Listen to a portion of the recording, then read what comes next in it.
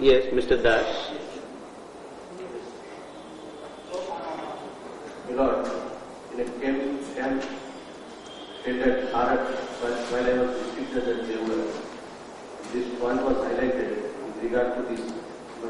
You would just, females were assembled there, they requested not go for sex.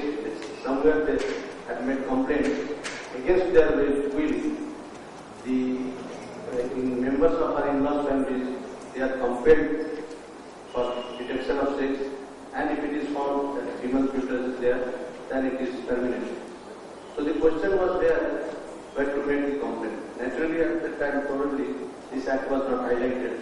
So the question was there to find an object. Who is the aggrieved person and before whom it should have been fined? In most of the cases, we find that it is tagged with 498A IPC. So whether in such cases, certainly cognizance can be taken under section 498A IPC, but whether this cognizance can be taken under this section or not. If no cognizance can be taken, then it is almost, this is only for the purpose of that. No relief can be granted till the appropriate authority is constituted.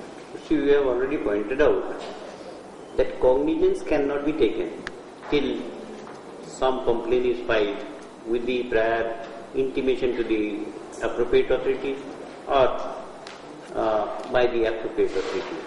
Under the Act, I think that police has also to play some role. No, that is police is for the purpose of playing role. So far as the general CRPC is concerned, like the investigation, etc. Otherwise, no role, specific role given to the police under the Act. But Your Honor, there is no provision of investigation of an offence committed under this Act. The offence has been made cognizable, meaning thereby. No, there is a provision, section 23, if you go through, the offence and penalties has been prescribed. This is an offence under this Act. IPC is a different aspect. Apart from those provisions under the IPC and other acts, penal acts, the offence is under section 23. Any medical geneticist, gynecologist, registered medical practitioner, or any person who owns so and so. So from there you will find that who can be punished like this. The name of the registered med. So here, any person who seeks the aid of so and so counseling.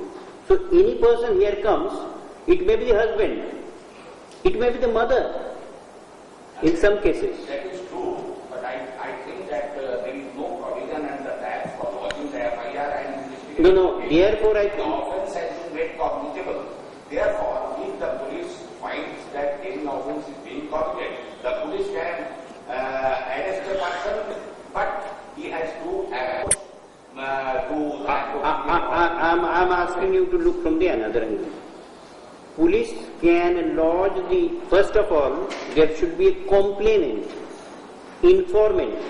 The moment you are talking of police, so either there will be a complainant or there will be an informant.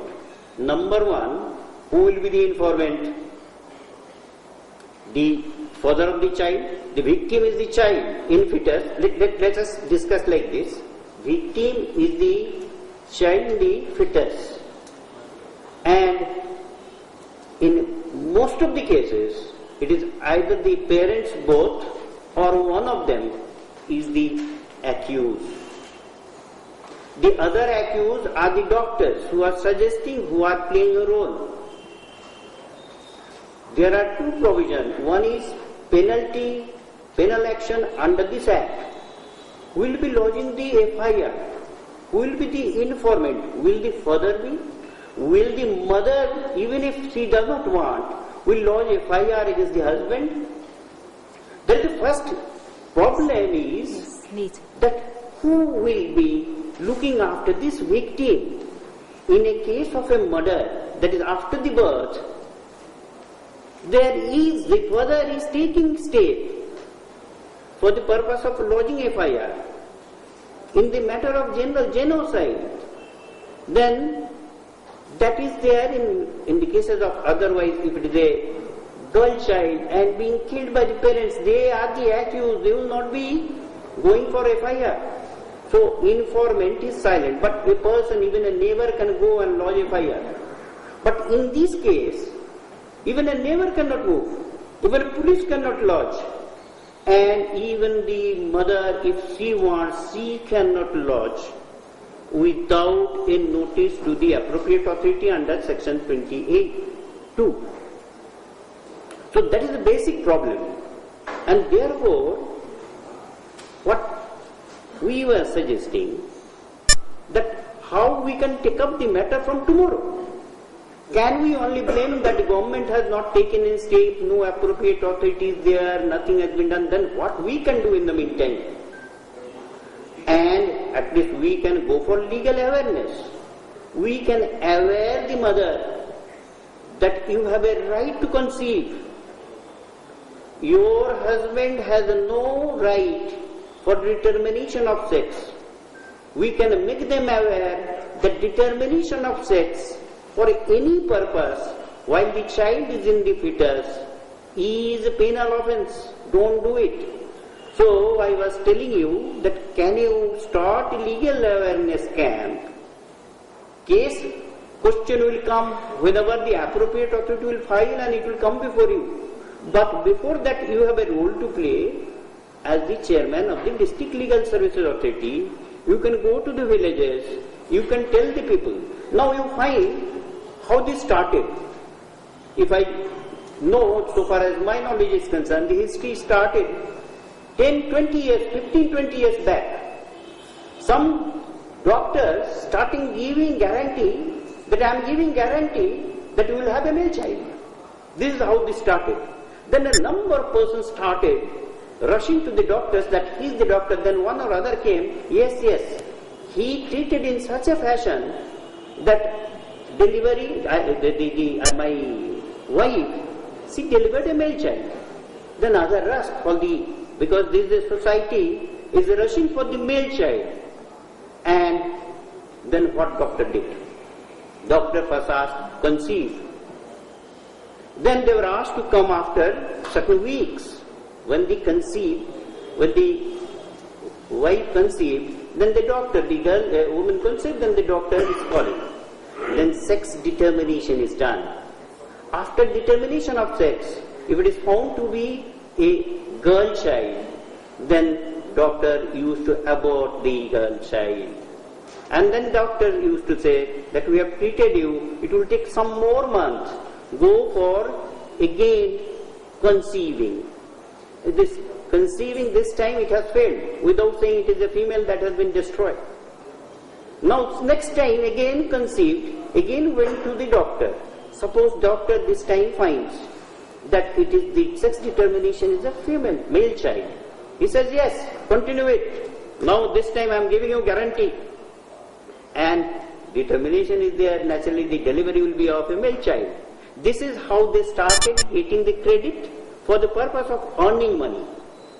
The machineries were developed for the purpose of determination of disease, for the purpose of detection of this disease and curing it. It was misused, and because it was misused, since 1988, one or other state, they started promoting this act, because knowingly killing a fetus is a crime. And then came this 1994 Central Act. This is the history. So what we can do now, we can go to the place and we can go for legal awareness that these are the crime, don't commit it. This is your right, the woman's right to conceive, and the right of a child to survive.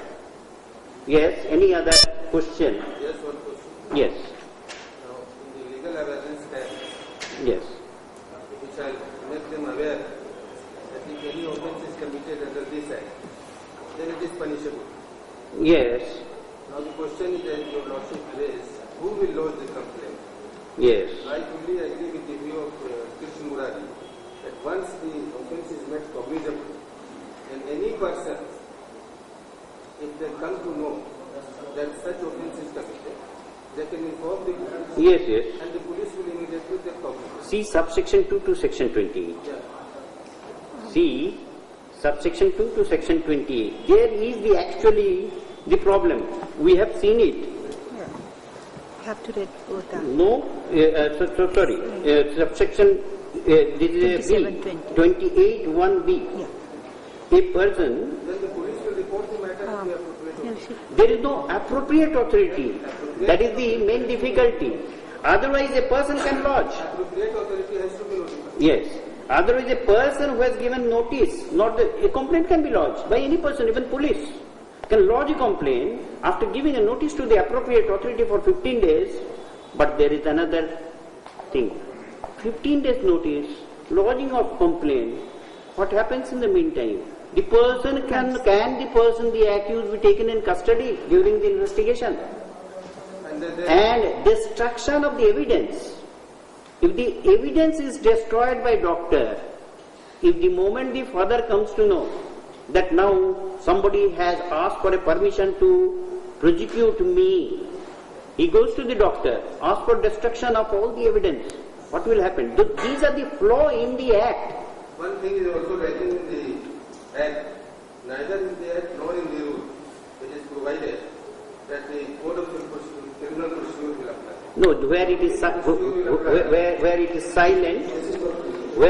silent, there the CRPC will come into play for all purpose. It is already in that. And apart from that, madam is. It is already. No, there is a provision that will be seen. In any case, even if it is silent, then CRPC will come into play. But it is already there. it is said Yeah, that this it is one.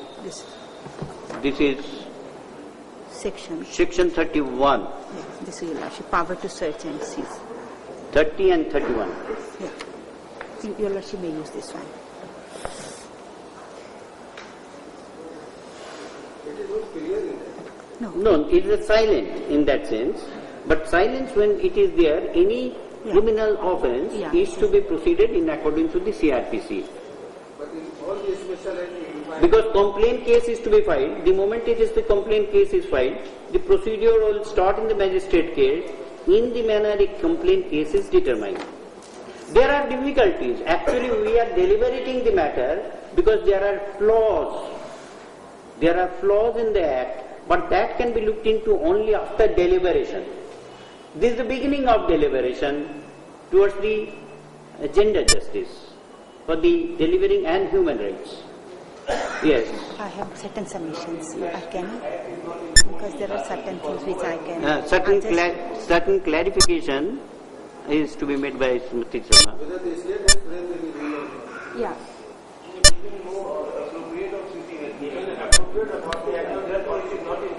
No, that is the reason I request in the very beginning. Yes, Lord Secretary. If the state has come with a rule, Rules are there. No, there is a rule. There is a rule framed 1996 rule. 96 rules are all. No, that is applicable for all the For states. all this. That rule covers all the states and it is a central rule covering the whole of India. So rule is there of 1996, you will be getting in the end of the book. The only difficulty is to give effect.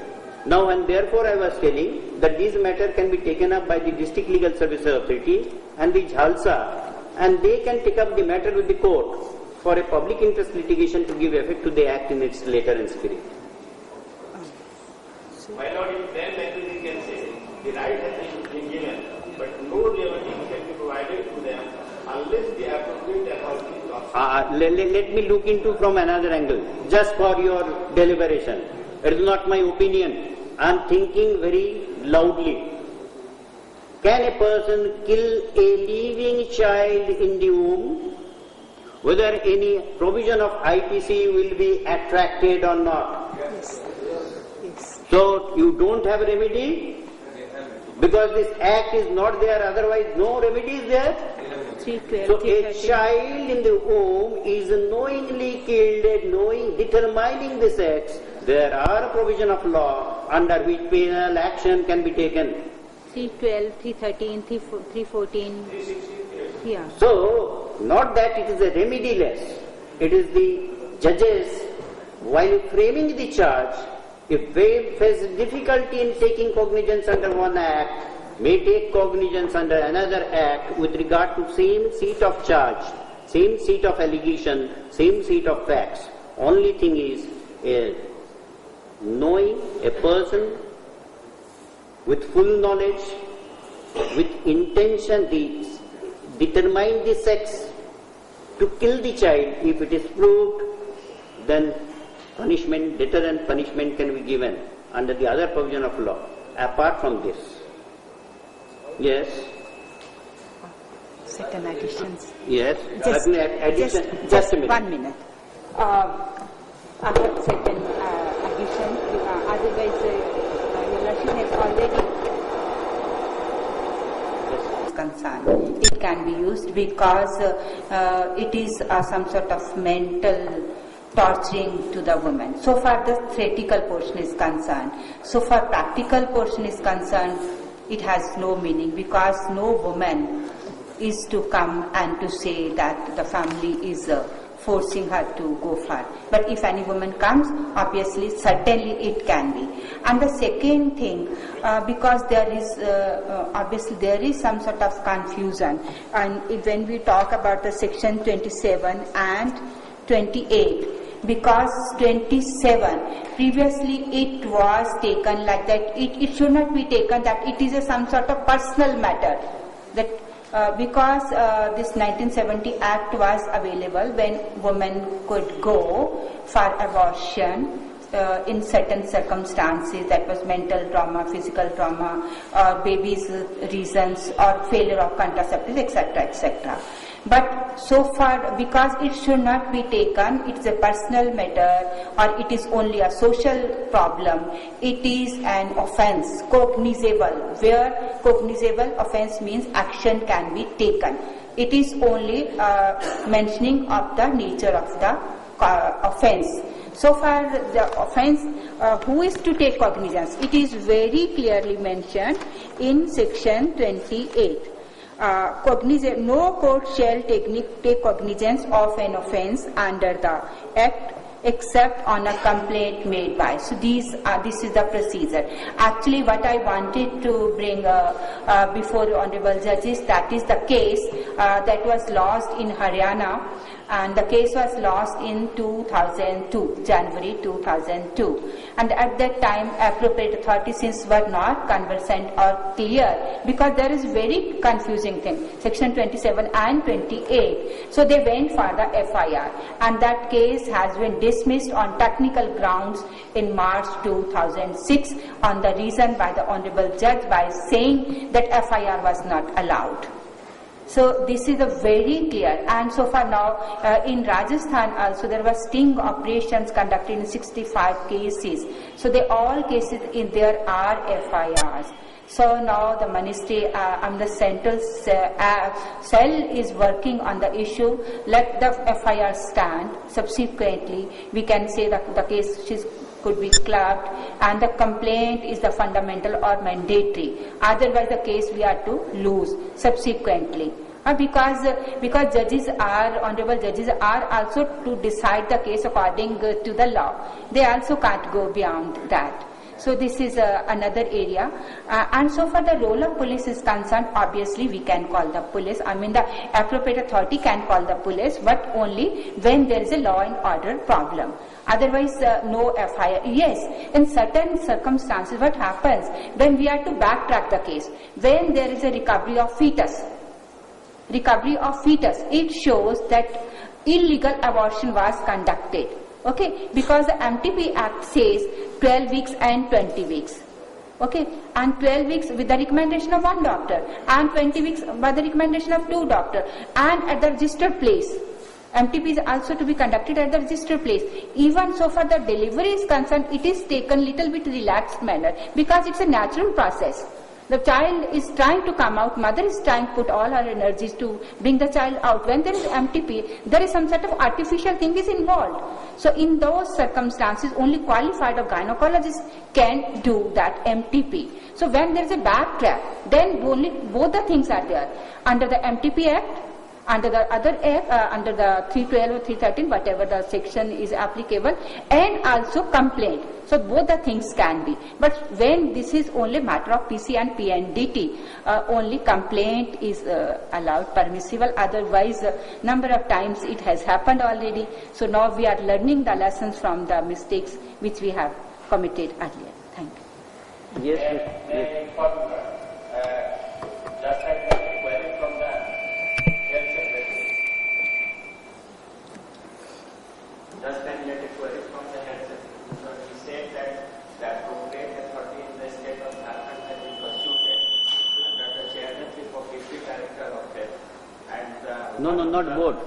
Appropriate authority. the appropriate authority has been constituted in the state of Jharkhand, and Deputy Director of Health, Deputy Secretary of Law Department, and one NGO is the constituent body of that.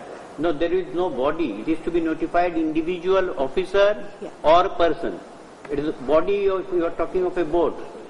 Constitution of a board. There is an authority allowed and one person has been authorized. Authority will be one, or number of persons who can be notified as authority, or individual can be delegated with the power under the provision. In official capacity, in official. CMO, SMO or Director Health Services. Yes, Mr. Jayaprakash, some queries? So far as the applicability of the provisions of Code of Criminal Procedure is concerned, Section 4 of the CRPC says that all offences under the IPC shall be dealt with in terms of the provisions of the Code of Criminal Procedure. And offences under any other act, those offences also can be dealt with under the provisions of Code of Criminal Procedure. If this act is silent about the applicability of the provisions of Code of Criminal Procedure, then in terms of Section 4 of CRPC, the provisions of CRPC is applicable to the offences of Section 4. Thank you. And the second is so far as the authority of Section 28 is concerned. Now we are dependent upon the appropriate authority or an individual. Now appropriate authority are generally the government officers. We have some experience and then we feel some difficulty. So far as the individual is concerned, number one, his inclination and his intention to put his nose in others' matter, number one. Number two, he has to wait for certain time. He has to give a notice. Now this time, this gap 15 days is damaging. It's very damaging.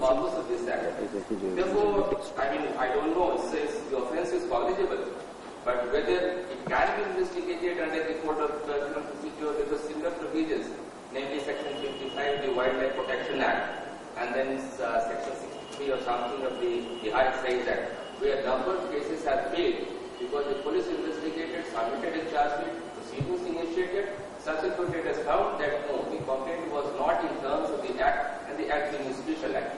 Therefore, so far as that is concerned, we have serious doubts about the investigation by the police.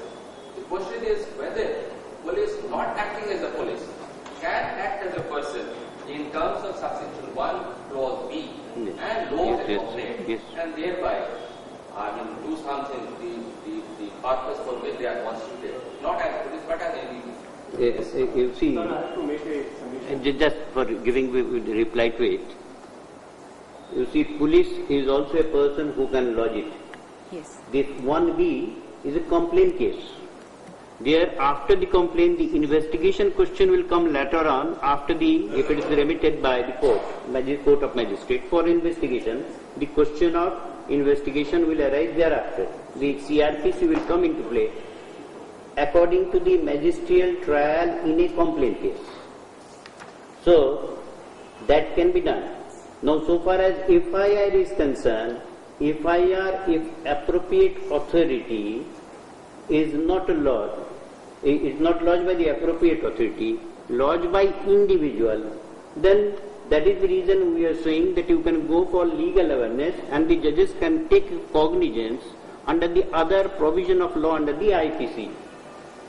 So police can be, when we are talking of legal literacy campaign, our target will be not only the persons, individual, women, people from the villages and urban areas, but also the doctors, they should be also informed of the offences, and also the police, that what police can do in such cases.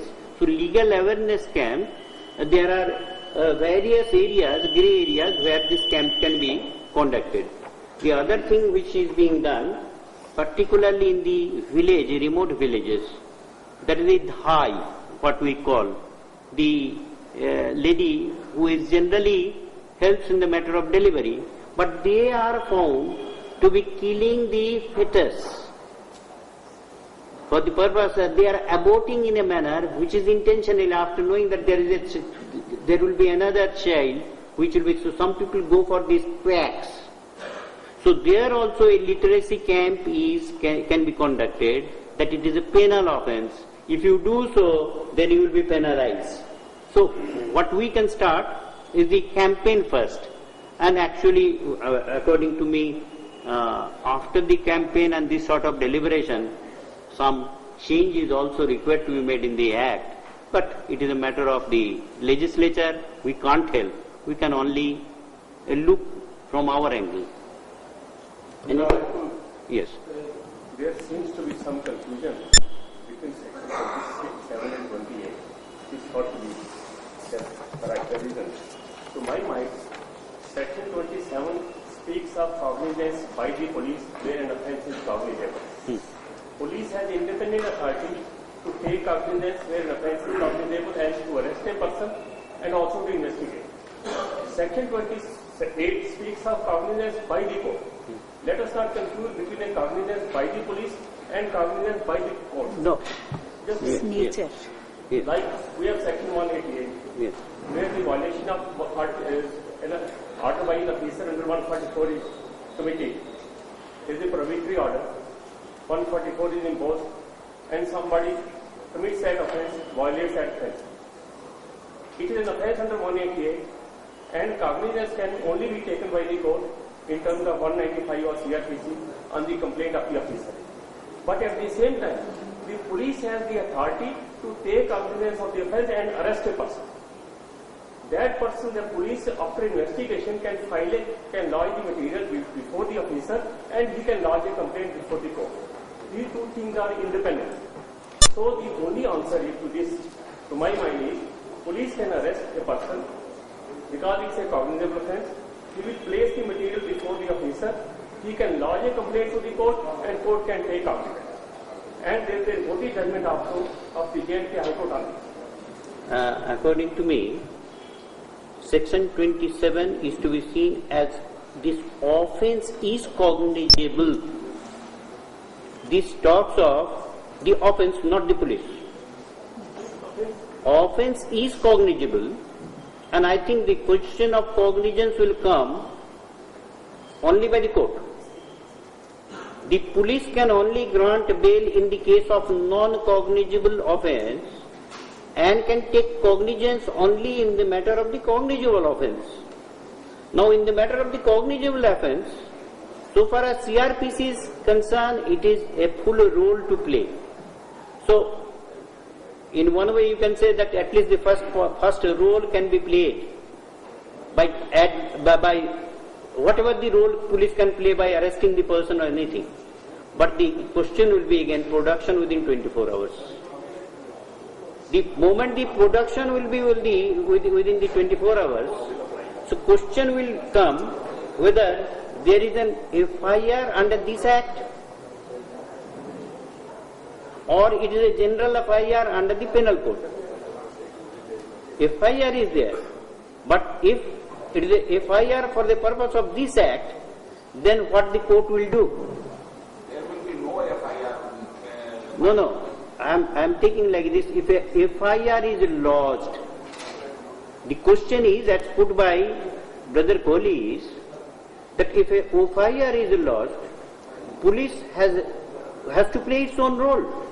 It will start immediately the investigation, and if it is a cognizable offence, the police can take cognizance of it. The simple meaning of cognizable offence in the CRPC is, my lord, that the police can arrest without warrant. That is there. So police. It means police can arrest, but Therefore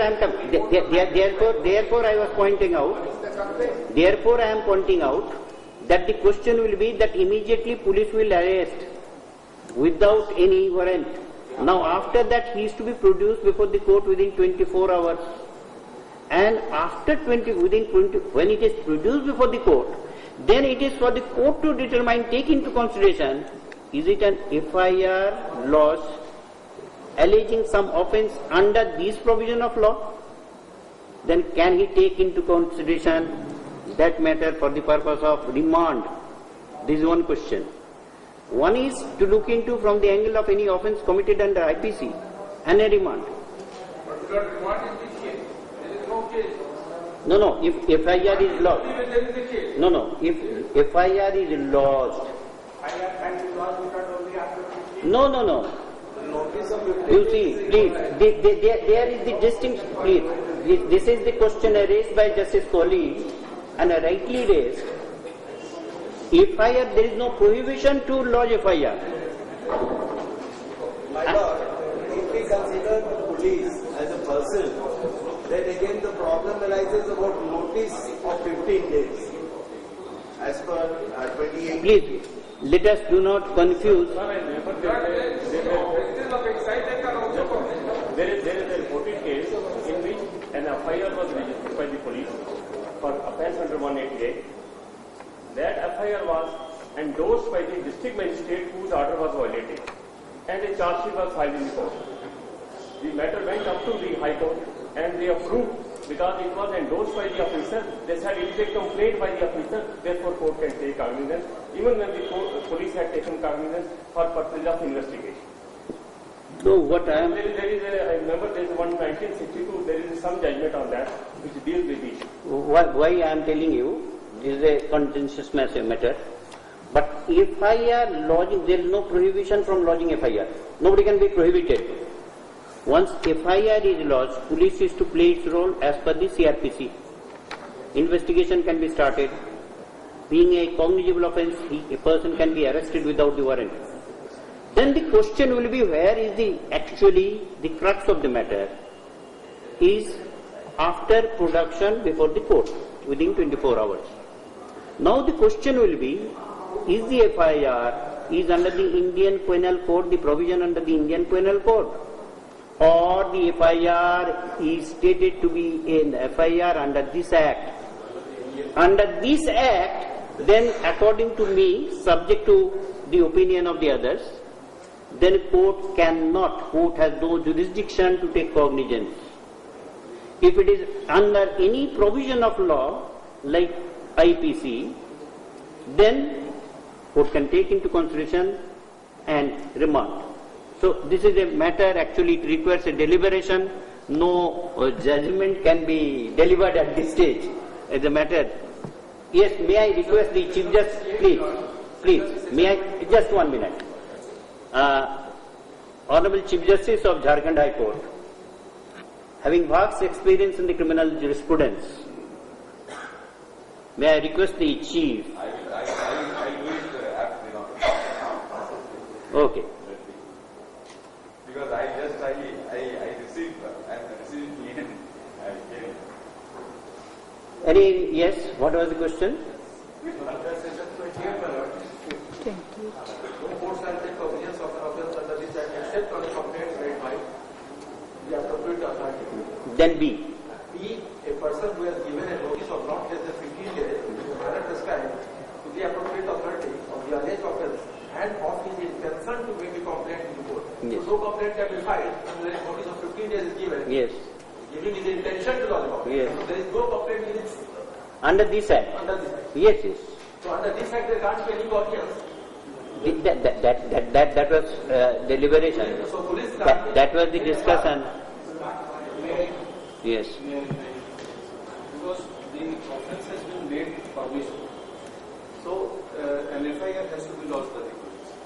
If the person approaches the police, then after registering an FIR, the taking of cognizance is another process, which is usually done after conclusion of the investigation. So before it is done, and as the Honorable Law Secretary has mentioned, that appropriate authority has been established. not refer the matter to the appropriate. You see. So if the appropriate authority finds it an appropriate matter, a suitable matter, then it can lodge a complaint. Yes, And then police can inform it. Not otherwise, under the CRPC there is no provision. Anybody can refer the matter to appropriate authority, like any person giving a notice. So the police lodges an FIR, starts investigation, and in the meantime sends it like... Yes, simultaneously. Yes, there is no prohibition. There is no prohibition. To my view, 28 qualified. Who will be the complainant? 27 says about the offence is culpable, and 28 says it is who will be the complainant. Clause A says the complainant will be appropriate person. Clause B says that the complainant may be any person if he gives a 15 days prior notice. Clause A speaks of who can lodge a FIR actually, and clause B is who can lodge the complaint.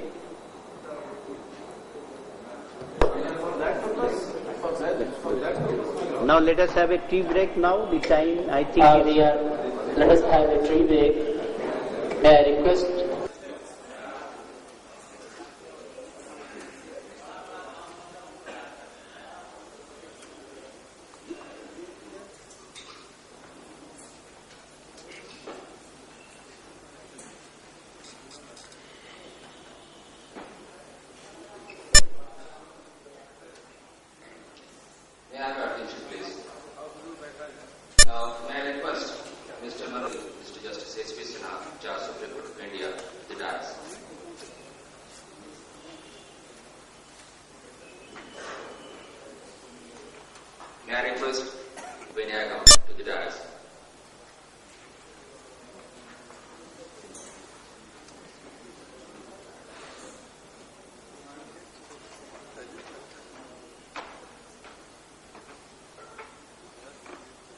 May I request Ms. Nivedita Kullu to kindly squad on.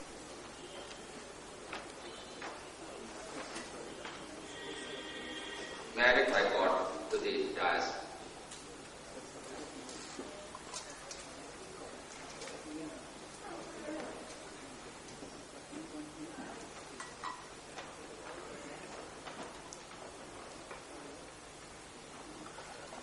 May I request Ms. Gayatri Singh to kindly to the dais.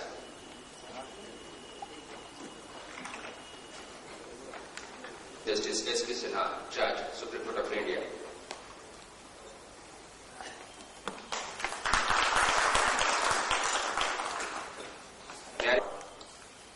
Sri M. Katpakali Naik. May I request Ms. Nivedita? May I request Ms. Madras High Court? May I request Ms. Gayatri Singh to kindly advocate Honorable Mr. Justice D.K. Basu, National Advisor, Human Rights, Law and Ms. Kakali Roy to kindly assist the distinguished guest in lightening the land.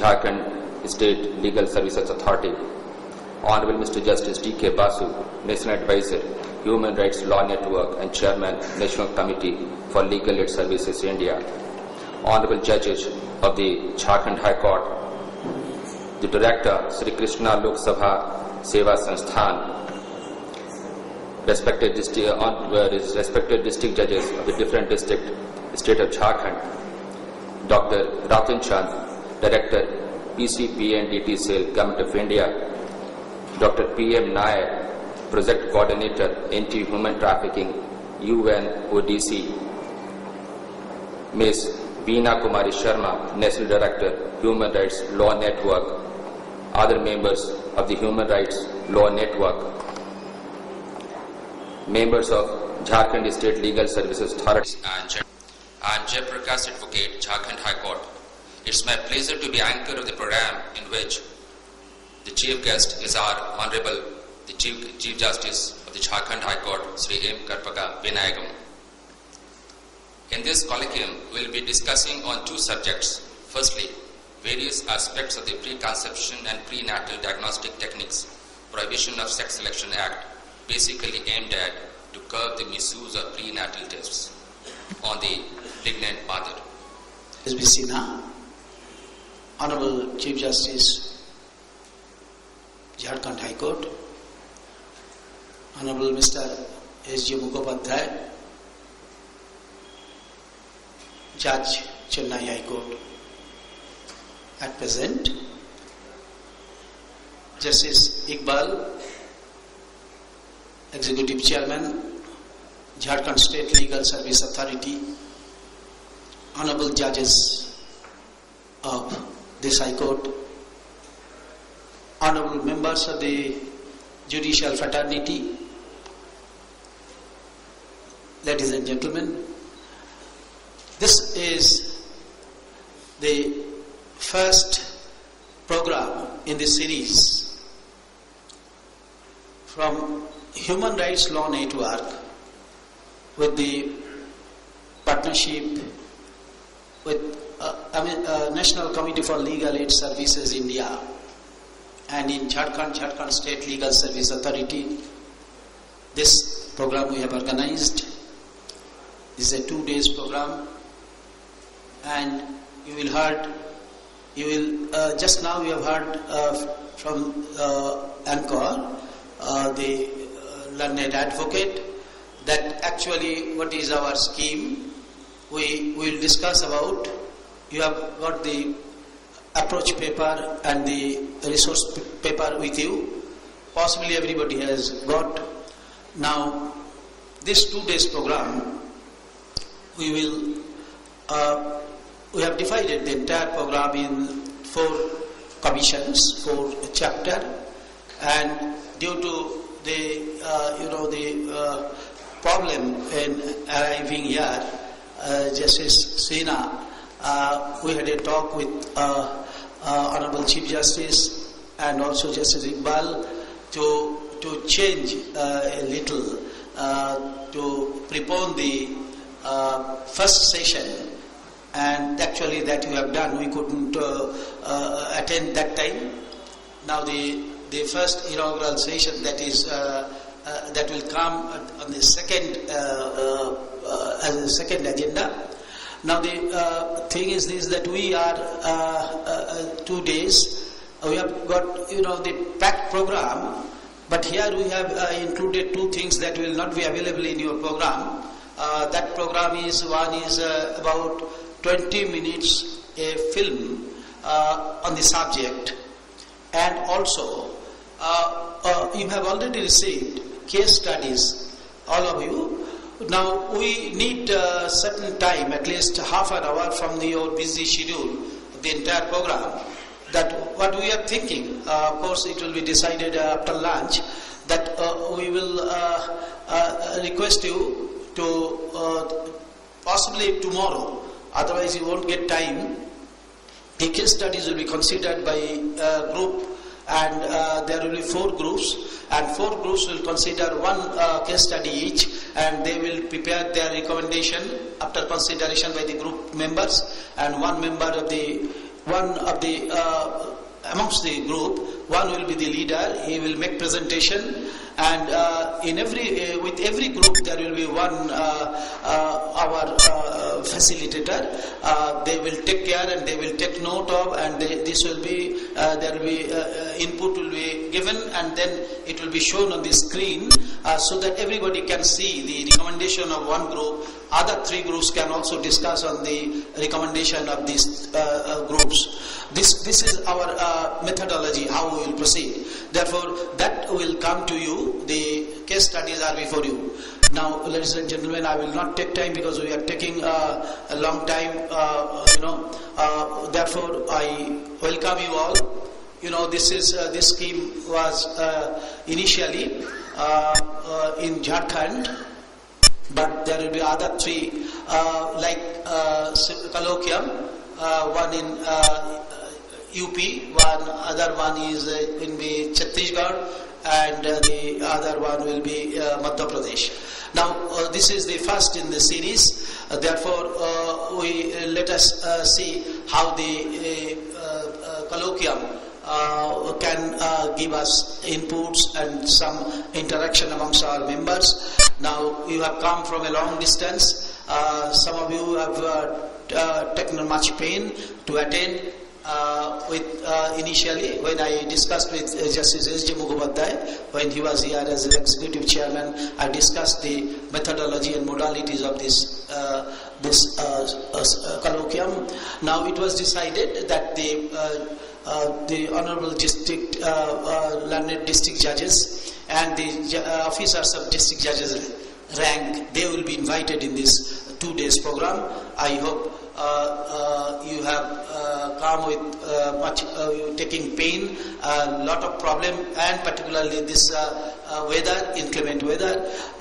Anyhow, on behalf of Human Rights Law Network and National Committee for Legal Aid Services India, I welcome you all, and I hope our 2 days colloquium will be pleasant and interesting.